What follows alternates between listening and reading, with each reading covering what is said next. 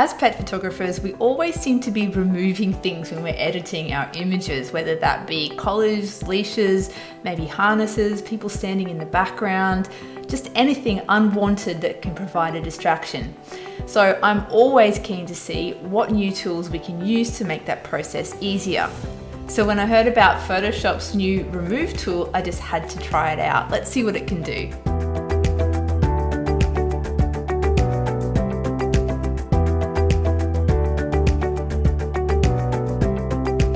Hi, my name's Charlotte Reeves and I'm from Unleashed Education, and each Friday we share a quick tip, trick or technique that will make your pet photography editing life easier in our editing toolbox videos. This time we're going to be having a look at a new Photoshop tool called Remove. Now I always seem to be removing things in Photoshop, and anything that can make that easier, quicker, or give me a better result is something I'm definitely interested in using. So what's different about this new remove tool is it actually uses AI. So other tools in Photoshop, such as anything content aware, is actually using other parts of that same image to reconstruct the area that you're trying to remove. So it's not really creating new content. However, the new remove tool, being AI powered, actually creates unique content based on the content in your image, but not necessarily already existing in your image.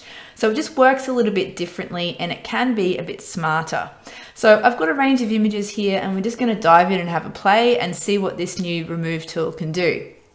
So this image here is actually a pretty clean image except for the duck poo on the boardwalk here. It's not very attractive.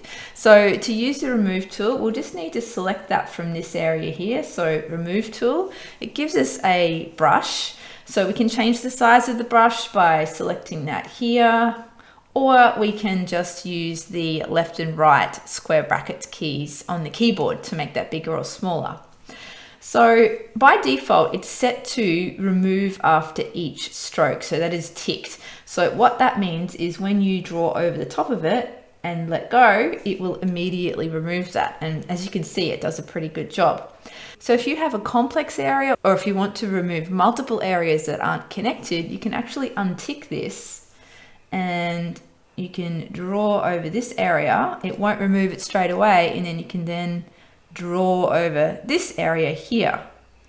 And it will only remove those areas when you press enter or return on the keyboard. And again, look what an amazing job it does. So let's just quickly remove all the rest of this stuff. And I'm just going to press return on the keyboard, and that's it, all done. It's done a pretty good job. I don't really need to fix anything up. So the remove tool, definitely a good option for this kind of cleanup work. Let's take a look at the next image. I actually don't mind these posts on either side, but let's just say we wanted to get rid of them. So previously what I would do, I would grab the polygonal lasso tool, and then I would press backspace and fill with content aware. So let's see what sort of a job it does here. It's not too bad. It's not great down here, and it has left a little bit of a sort of funny line in here. So that would need additional cloning work to sort of tidy that up. So instead, let's see how the remove tool does. So I'm going to make it fairly large. Return, and let's see how it does. Wow, okay, that's done. So that was before, that's after. It's actually done a really good job. There is very minimal extra work you would need to do in that situation. That's a pretty easy one. The background's pretty soft, but it's a good tool to use if you want to get rid of that sort of thing. Okay, let's move to the next image. Now this one here, unfortunately, there was lots of grass over here. So previously how I would have handled this is, again, use the polygonal lasso tool to draw around the blades of grass, and then backspace, content aware fill, and that would be the result. And as you can see, it's sort of left some hard edge lines. There's definitely a bit of extra blending and cloning to do to sort that out. So instead, let's grab the remove tool.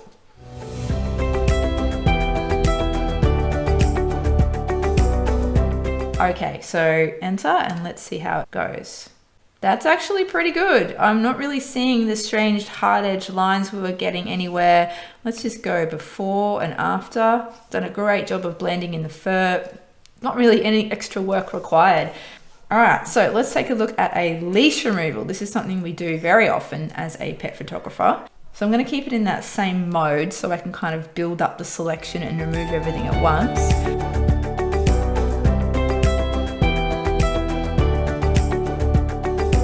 Okay, so I think that's covered everything. Press enter.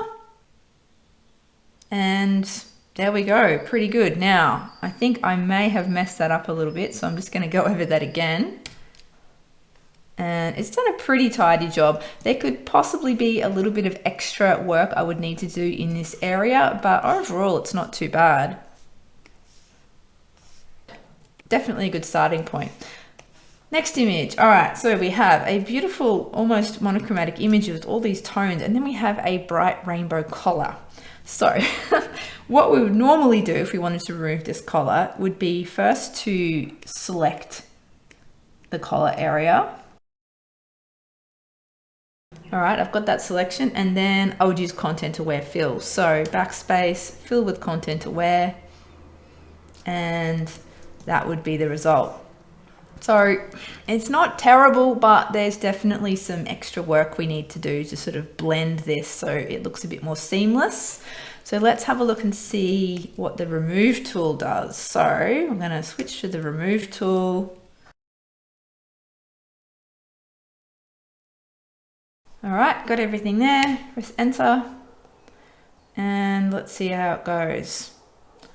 Yeah, that's actually not too bad. There's a couple of little spots we'd need to fix up, but overall, I think that's probably a better result than the content aware result.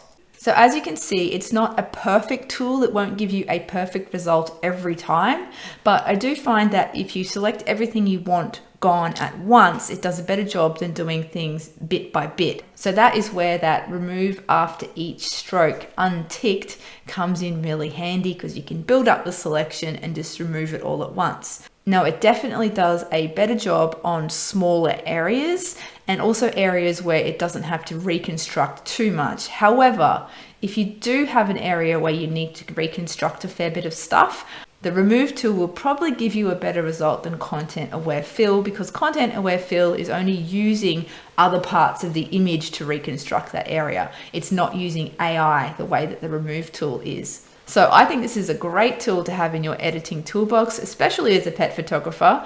I'd recommend going forth and playing with it and seeing what it can and can't do.